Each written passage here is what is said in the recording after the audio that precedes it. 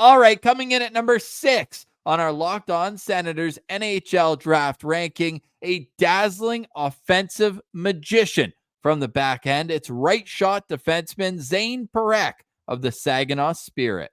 Whew, now we're getting into some real dynamic skill, Ross. Zayne Parekh is arguably one of the most offensively gifted defensemen, not just in this draft, Ross, but coming out of the OHL. We haven't seen a guy like this in a long time. Like, this guy put up historic numbers for the Saginaw Spirit this season. And we talked about Sam Dickinson being in the Mem Cup final. Well, Zayne Parekh and the Spirit won the Mem Cup. So you love to see that. In 66 games, he had 33 goals, 63 assists, good for 96 points. So 30 more points than games played. He was a plus 39 in the playoffs, kept things going in 13 games. He had 2 goals, 9 assists, good for 11 points. Ross, getting 30 goals in the OHL as a defenseman is wild. In fact, in 50 years of OHL,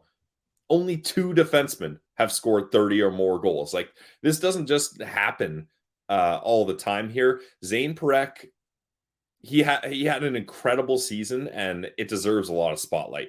Of course it does. He put up historic numbers even the year before when he scored 21 goals, not this season, but last. It was the most by a U8, U17 defenseman in OHL history. And what does he do for an encore?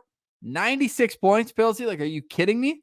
This guy was an absolute magician out there, and he makes it look easy. A lot of these are just catch it at the point, boom, huge evasive move to the right, and then just rip a wrist shot. So many of these, and they weren't necessarily the most overpowering wrist shots. He just knows where to put the puck to have a great chance at scoring. 33 goals from the back end. It's truly remarkable what this kid does offensively at 6 feet tall, 178 pounds. Bit older than Sam Dickinson. Zayne Parekh will turn 19 in February, so through the middle of the year. But all scouts, and McKean's a little bit lower on him, but everyone else agrees that this guy's dynamic and could be a top 5 pick in this draft. Elite prospects at 5, Wheeler at 5, Button at 5, Bob McKenzie at 7. Of course, he's got one more rankings to go. And then Chris Peters at 8, Corey Prodman at 9, and McKean's at 11. Zayne Parekh through the playoffs, I think, I if I'm not mistaken, was playing with a little bit of an injury at some point. Yep. Fell off towards the end for sure. That London series did not go his way. He missed a couple games in there as well. But man, when he was on his game throughout the year, there's not a lot of nights that he took off. Like, he was just the model of consistency, which is what I think impresses me a lot. And then you find out off the ice how smart this kid is. Graduated high school at 15, and he's been taking college courses since then. I think I was still 15 in grade 9, like in my first year of high school. So to know that he's that ahead of the game in terms of thinking, and you assume it would translate into hockey IQ. It certainly looks like it when you see the way that he plays and glides out there. He makes it look easy.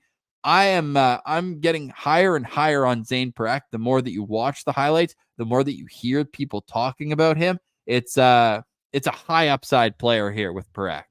Ross, I'm very excited about Parekh. I got a lot to say on him. So if I'm just rambling and running off course here and you want to try to get a word in, you just tell me, because I could go all day about why I am interested in Zayne Parekh as a prospect for the Ottawa Senators. He finished tied 5th in total points in the OHL, not for a defenseman, total points. He had 34 power play points. He was the CHL Defenseman of the Year. Like, this guy just does so many things right. EP's Mitch Brown did an article on him. I would implore everyone to go check that out, because there's a lot to get into there. He really likes his ability to get pucks through, creating chances for teammates. What I love about Zayne Parekh, Ross, offensively, he's exclusively a wrist shot guy. You guys know I love the wrist shot defenseman. It just creates so many more opportunities for different offensive plays. Like, don't get me wrong, I love a good clap bomb from the point that just powers through and a goalie can't see it, and an emphatic celly. Nothing wrong with that. The Dion Phaneuf special, that's an exciting play. However, if you're a defenseman that uses a wrist shot, you're going to be able to get it through traffic a lot easier. You can have a lot more accurate of a shot. You're going to be able to have that low wrister that hits off pads, shin pads, sticks, and it allows for chaos in front of the net. Whereas if you have teammates that are parked out there, they're going to get juicy opportunities. And arguably one of the best abilities of Zayne Parekh, which is saying a lot, is his ability to have that deceptive shot pass is so good, because he always wrist shots it. When he's loading up for a wrist shot, you have to take it serious that he's shooting it on net. And then when all the other players are puck watching and focus on him and doing the flamingo pose trying to block the shot, he does a shot pass to his teammate backdoor right on the tape, and it's in. Like, he just sets up offense so easily, and he has no fear of bringing that puck. If he starts loading up that wrist shot and doesn't see an option, Ross, he'll bring it all the way down the half wall. If by the time he gets to the half wall, he still doesn't see a play, he'll bring it behind the net. A defenseman playing in Gretzky's office, comfortable, moving from side to side, doing a wraparound, allowing his teammates to find open ice. Like, when the puck is on his stick in the offensive zone, there's no limits to what he can do. And he played his best hockey in the Memorial Cup. Especially, I watched the first game there. He had a goal and 2 assists against Moose Jaw. He was ridiculous. He's so poised with the puck. It just looks easy.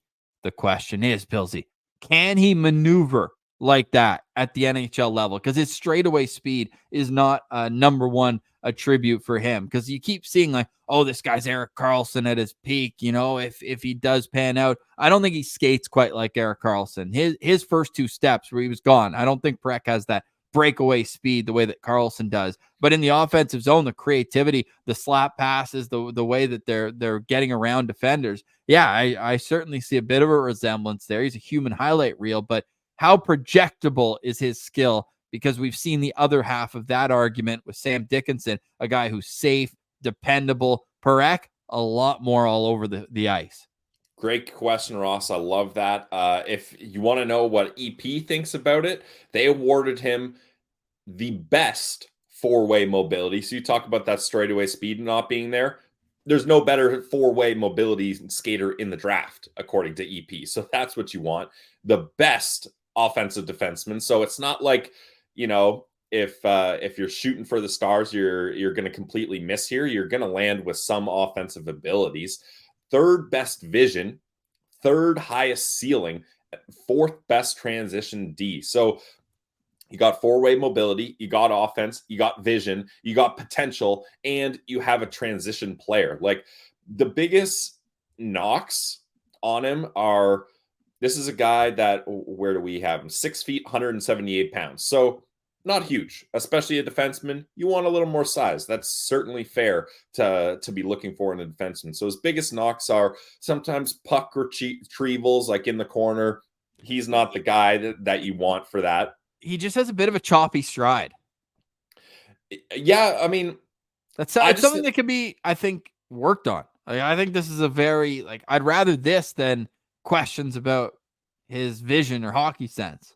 Yeah, and that's the thing, Ross. Like, even these are small knocks, in my opinion, to continue the lack of the physical game, obviously, and engaging in puck battles. I just think everything else is so top tier. Like, let's say, Ross, he was 4th best 4-way mobility, 3rd best offensive defenseman, 5th best vision. Like, if he was a little less in all those things, but he's near the damn top at 4 or 5 different spots here. And we were talking about this before we recorded, but the way I look at Zayne Parekh is, you have such an opportunity to swing on high upside for an offensive right shot. I don't think we mentioned that yet, which is crazy. Right shot defenseman here, guys. Ottawa Senators fans, maybe you just woke up now. You're like, okay, I'm interested now. You've got a potential to swing on huge offensive upside here. And then if you do miss, Ross, you have that safety net of 4-way mobility and high hockey IQ to fall on if he doesn't hit that high offense. Like, if he doesn't turn into Erik Karlsson offensively, you're still going to have a defenseman that skates among the best 4-way mobility wise. I know you don't love his straightaway speed and stride. That's fine. I think He's going to be able to maneuver just fine in the NHL. And then you've got a guy whose hockey IQ is among the best in this class. He graduated high school when he's 15, Ross. This guy's smart. So if I'm going to take a swing on high upside like that, I want to be able to fall back on really solid foundational skills.